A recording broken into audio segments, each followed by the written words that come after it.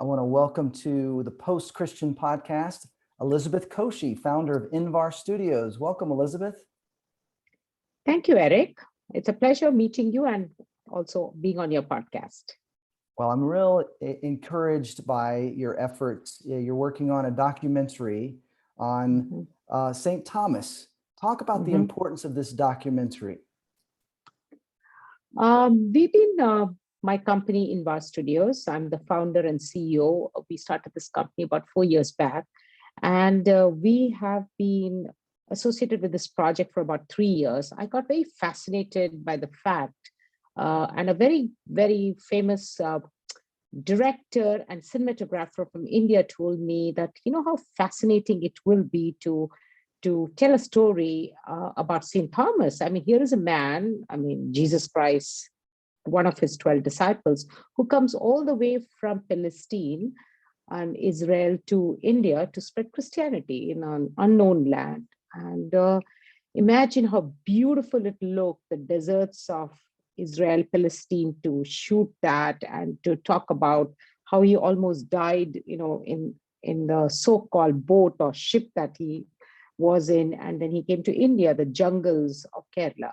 And ironically, and I come from Kerala, and part of the so-called St. Thomas lineage, okay, in terms of St. Thomas Christians. So I just got very fascinated that how did Christianity come to India, which is predominantly a Hindu nation, and what was the contribution of Christians in India, and also why and how Christianity spread in India and the Far East. And that's how we started doing a lot of research on this project. And finally, just about 3-4 months back, we started the Kickstarter campaign, and that's how we got into the project. Well, it's really important, in my opinion, too, because I feel like film is a wonderful way to communicate the message that we discover in the scriptures about Jesus and his good news. As a filmmaker, I know you've had other projects as well. I know it can be very expensive. How are you raising that? You mentioned the Kickstarter campaign. Talk a little bit more about, I know there's hundreds of people that have given towards this, and you're close to the due date for when you're trying to raise the money, but talk a little bit more about the funding. So we started this project about 3 years back, doing a lot of research, hiring, you know, writers and consultants. We've spent close to about $70,000-$80,000. You know, it's time investment of the executives and the monies, and that was through my own company, Invar Studios, which is funded by high net worth individuals from Silicon Valley and also some from Texas.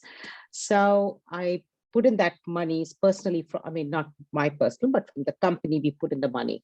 But the reason we decided to do a Kickstarter campaign was our team wanted to build a community around this project.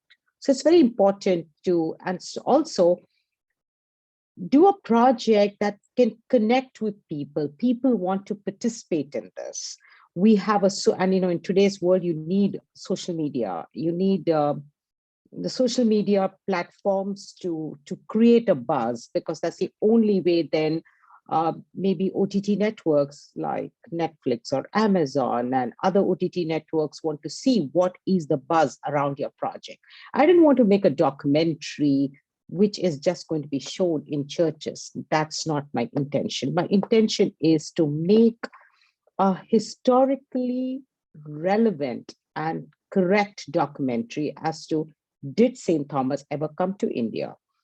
If he did, what's the proof? If he did not, what's the proof? You need to have both sides of the coin discussed over there. And so we decided to start a Kickstarter campaign, because of which we have a huge social media presence. We are on all platforms, and we are raising $50,000. It started on May 18th last month, and it's going to close on June 18th, this Friday at 11:59 p.m. So we've got only three more days to go.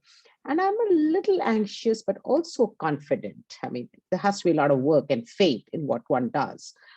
we have raised more than $40,000 as of now. And in 3 days, we have to bridge the gap of another 10,000 to achieve our goal of $50,000, because Kickstarter has a policy, it's all in or nothing. So if we don't reach our goal of $50,000 on Friday, we do not keep any monies, because all the money so far is only pledged.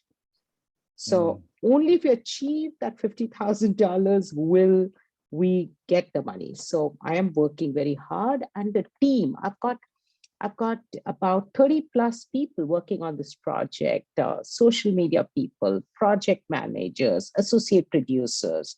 I mean, a large group is working, and without this team effort, it's not possible. And you know what is very interesting is most of my backers for this project right now are non-Christians. Interesting. Almost 60–70% are non-Christians. So, you know, my MBA batchmates, my husband's engineering batchmates, people we know in the community, a lot of people who come from Kerala, they are not of Christian faith, but they know the contribution of Christianity in India and in Kerala, because many of them, you know, Christianity contributed two of the most important aspects of life, which I feel is education and healthcare. So Christianity has touched education and healthcare in a very big way in India. So I think a lot of people in India, educated people, respect that fact. That's great. That Christianity has contributed to education and healthcare. And, you know, India has 29 plus states. Kerala is a very unique state. It's the only state in the whole world with 100% literacy rate. Oh, wow. Yes, do mark it. Only state in the whole world with 100% literacy rate. The mortality rate in India is quite high amongst children 0 to 5 years, but Kerala, it is the least. Wow. So all this finally it comes down to education, then healthcare, and taking care of your health, and healthcare provided to people.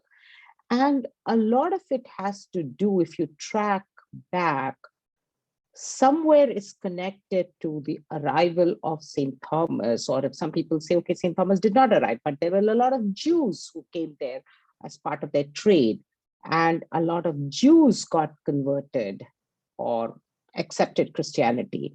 But something very unique happened in Kerala, which you do not see in many other states of India in terms of development in education and healthcare. Yeah.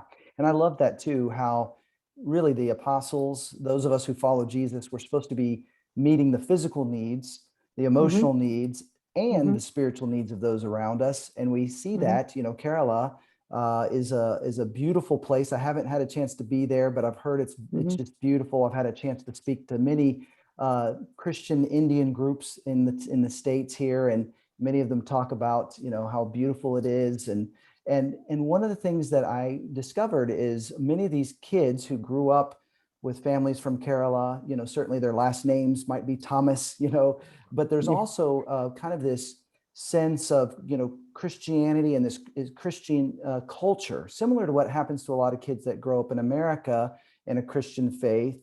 But I love what you're saying is, even if you're not following Jesus, you can't help but look back at those who follow Jesus and see the difference they make. And the hope is through this film, and certainly through the efforts of those of us who do follow Jesus, to point people back to what is your connection with God? And are you open to this idea that Jesus is here to not only rescue you, but be a part of rescuing other people? Are you seeing even those who grew up with Christianity, maybe walked away from that? Do you see the story of Thomas as bringing them back, or at least intriguing them and opening their mind to that possibility? I think it's intriguing. Definitely, it's intriguing to a lot of people. And I have to mention something very unique happened. This project was started about 3 years back, and I sort of put it on the back burner. There are multiple projects we have to do because, you know, especially during COVID times, to survive, right? I mean, we had to get involved with a lot of commercially viable projects. And something very unique happened. And I think it's God's way of touching you and how it touched my testimony. Exactly 4 months back on February 13th, I met with an accident, pretty bad accident. And I have got 4 fractures in my leg. Yes, I went through a major surgery. Yeah, that's my cane. And Oh, now, so I mean, sorry. here is a person who used to walk, run 6 miles a day, and suddenly 3 months I was just bedridden, just literally bedridden. And I was going through a lot of pain and anguish and almost deep grief. I can't call it depression. I didn't get into depression, but deep grief because of the pain, and just lying like that as a CEO who's just feeling helpless, and I've got a large team. As it is, COVID was bad enough, right? Yeah, And to add exactly. to that, here is a CEO who cannot move. And I don't know what was it that came. I said, let me revive this documentary. Let me go head on and do this whole project. I got this extreme sense of faith and power to do this. From my hospital bed every day, I have been conducting Zoom calls. This is one of the few calls I'm sitting in a chair and doing. Otherwise, it was, I had the special bed, which you can crank up and leg. I mean, it sort of gave me a purpose to get out of my deep pain and grief. And I went bang on into it. Just imagine I used to conduct my Zoom calls because I'm, taking high dose of morphine and other stuff, painkillers, and my eyes were like really red shot. I used to wear glares, okay, conducting my Zoom meetings. Yeah. It is a unique part that I got. And it's a blessing that I've got more than 320 backers who have backed this project. And in 3 days, I'm completely confident that God will bless our faith. See, faith has to be backed by hard work. You can't just say, I believe in God and believe in Jesus and sit tight there. It has to be backed by action. You pray, you thank God, and then you have to work towards it, right? Yeah, So that's right. what I did. And I also wanted to be an inspiration to women, to people, to the young team, that here is a lady who's broken, like I've got 4 fractures in one leg. And I did it with the help of the team. I got the team together. So almost about 32 people are working on this project. Yeah. A lot of them, and I have to thank and I really, really thank my team. There are people of Muslim faith, people who may just have a Christian name and they just don't believe in anything. There are atheists. There are Hindus. There are so many people. My main project manager is of Hindu faith. And she went and was part of the research. The social media team are people who follow their faith, but they're all working so passionately towards this project and believe in it. That's great. So I think it's such a blessing, and it saved me. It saved me out of that deep grief that I was getting into. Well, I love to hear that. I'm so glad that you survived. I mean, and that you're healing. We'll pray for that continued healing.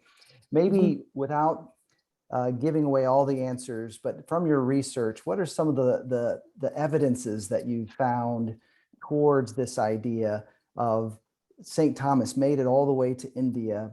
And I know there's even a St. Thomas Day coming up July 3rd, where you were saying 40 million Indians that follow Jesus celebrate. Talk a little bit about some of the evidence behind it and even this holiday. Okay, so there are a lot of evidences that shows that now, firstly, St. Thomas came to Kerala. That was his second journey. The first journey, he had gone to somewhere near northern part of India. India was close to, India was one country with Pakistan, Afghanistan, all of them in 52 AD. So he came to that area, which is near Punjab, above Punjab and Afghanistan. There have been coins from that era that has been found. There's also proof of that when, there are a lot of Jews had come to India around 50 AD or even before that. Now, a lot of the Jews were having a spice trade with India during that times. And those Jews who came and settled near Cochin, Kerala, though that community expanded.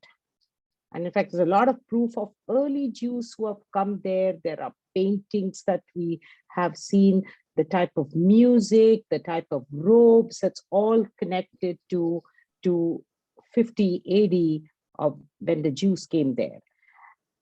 Also, if there is St. Thomas Mount in Mylapore, which is now called Chennai, where St. Thomas was martyred. It was on July 3rd, 52 AD. And the Pope had come and had also blessed that place and inaugurated that place, St. Thomas Mount, it's called, where he was martyred.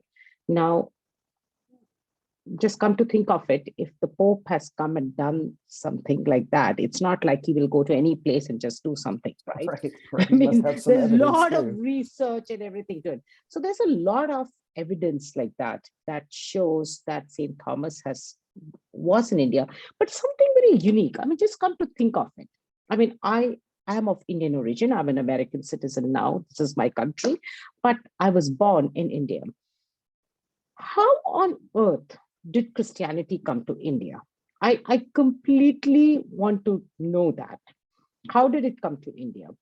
Also, when Vasco da Gama came to India, he had already seen that there was a Christian presence in Kerala, Kerala, India. And the other thing that is worthy enough to know that India is it's called India, the subcontinent, right? It's a country of different cultures, different languages, different states. Like we are in California, you are in Texas right now. You come to California, almost 70-80% of the cultural stuff is almost the same. We all speak the same language. I mean, we can understand each other. In India, it's so unique that you cross from one state to another state, it's a different language, different dialects are there. Then different dressing habits. Okay, your dresses are different. Your eating habits are different. So it's truly a subcontinent, like how in Europe you have Spain and you have France, and they're all small countries next to each other, but culturally very different. Similarly, India is a country, but every state has its own culture, own language, own written script stuff, stuff like that.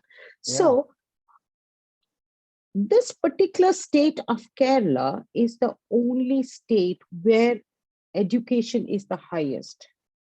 That's the only state in whole of India where you see that women empowerment is at its devastating best. Like women are very empowered.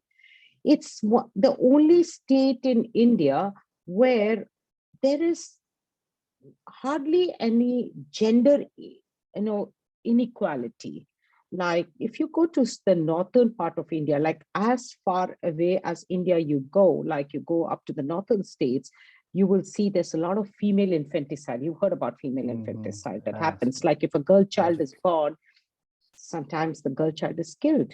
And most, in many families, it's considered that a girl child is a liability.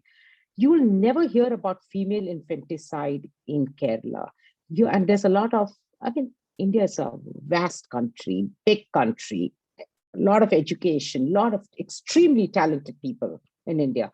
But there are some pockets that you've heard of dowry deaths. You'll never find dowry deaths in Kerala. I mean, a woman will not be killed or will not commit suicide because she did not have the money to marry. Right. Because and it's one of the only states where if a woman is working, there's a lot of respect towards that. But and especially in the marriage market, because arranged marriages are still a reality in India. I had an arranged marriage. I mean, I've got master's degree. My dad was a very senior officer in the army, highly empowered family, but I had an arranged marriage. Okay. So what I'm trying to tell you is, in spite of having these arranged marriages in India, you will see that a woman in Kerala, when she is a working woman, she is very well respected in the marriage market, so-called marriage market. But in the northern states of India, they don't want a woman who is, at least in the villages. I mean, cities is a different scenario, but in the villages, they don't want a working woman. You're supposed to be subservient, right? Right, Subservient. right. So why is one state in India so unique? And a lot of healthcare evolved out of Kerala, like a lot of ladies got into nursing. Even in America, you will find a large amount of nurses coming from India, Houston, Dallas, Chicago. That's You'll right. find a lot of them, and you'll see a large amount of nurses are particularly from that state of Kerala. Yeah, that is fascinating. I really do love when you look back in history and see wherever Christianity has landed, you do see women empowered. You do see women empowerment, then there is development. Okay, yes. but there's development, there is gender equality. Yeah. And all the so-called evils of illiteracy is not there. Yeah. In fact, one of my first jobs, and this is again very fascinating, one of the first jobs that I did after my MBA on campus recruitment, I was recruited to a company called Nivea, the skincare company, Nivea. Yeah. So part of the research that we were doing, that the largest soap consumption in India is from which state? It's from Kerala. So that means cleanliness. There's a lot of cleanliness associated in Kerala. And all that comes from education, health awareness. Yeah. In fact, I was just, even now, COVID times, that India is facing a very, very difficult time right now with COVID. Like large amount of people are dying and the healthcare system failed completely. And something very unique happened. I was speaking to some cousins and they said, the state of Kerala, nobody is dying of hunger. There are food packets provided to workers who have no jobs, because daily workers, they don't have jobs right now. They can't go and work. Carpenters, masons, tailors, they all can't work. So food packets, nobody is suffering because of hunger. Everybody has food and they all can survive, and the government is taking very good care of it in the state of Kerala.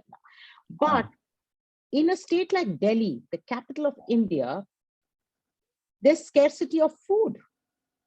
Poor people don't have food available, and they're collecting aid to provide food to people in Delhi and northern part of India. That's Kerala did not have that problem. And I believe Kerala is the only state which did not have an issue of hospital care, or hospital beds were available for patients, unlike the tragedy that happened in Delhi and northern states and other states. Wow. So again, it comes back to a robust healthcare system that was developed, and that happened because of education. How did education happen? Now, another thing that I want to tell you, that the Malayalam word for school, so Kerala people speak the language called Malayalam. Okay, you must have heard of that. Now, what is a school called in Malayalam? A school in Malayalam is called Pallikuda. Pallikuda. Pallikud means the house next to the church. Oh, wow. This came from decades, almost for 2,000 years. So Pallikud means the school attached to the church building or the prayer house. Palli means church. Wow. Kud means like a little hut. So where did that come from? That Pallikud means, so it means the churches and the missionaries went and started the schools to educate the people. Wow, that's fascinating. Well, Elizabeth, I'm really excited about your project. We're praying it comes together just as you hoped. Thank you so much for sharing about it. If those who are interested want to learn more, would they go to invarstudios.global? Is that correct? No, they have to do Apostle Doc. And I think if you can type it out and put it down there, because we've got 3 days to cover this, apostledoc.com. So www.apostledoc.com. that directly leads to the Kickstarter campaign and whatever they can contribute to close this gap. I mean, we are so close. 80% of our target is covered, right? That's So it's right. only 20%. We don't want to lose the money. We have to tell the story. It's very important to tell the story. I mean, how fascinating is a story where doubting Thomas. Now, when we did certain interviews, we asked people in America, hey, have you heard of St. Thomas? They said, no. Have you heard of St. Thomas who went to India? They said, no. These are Americans here, educated Americans, film school graduates. So then we said, okay, have you heard of doubting Thomas? Yes, we've heard of doubting Thomas. Right. Yes. Now, here is a disciple of Jesus who doubted Jesus the most, right? And his resurrection the most. But his faith was so immense that he left Palestine and traveled. He almost died in the seas, it seems, in the boat, and he reached an unknown land and he did not know the language to spread the word of Jesus and Christianity. In fact, amazing. Christianity reached India before Christianity went to Europe. That's fascinating. That's amazing. Yes. Well, thank you for all you're doing, Elizabeth. This is great. I appreciate it very much. Yes. So everyone here, www.apostledocdoc.com. Please contribute in the next 3 days. Thank you so much, Eric. Thanks so much. Thank you. All right. God Bye-bye. bless.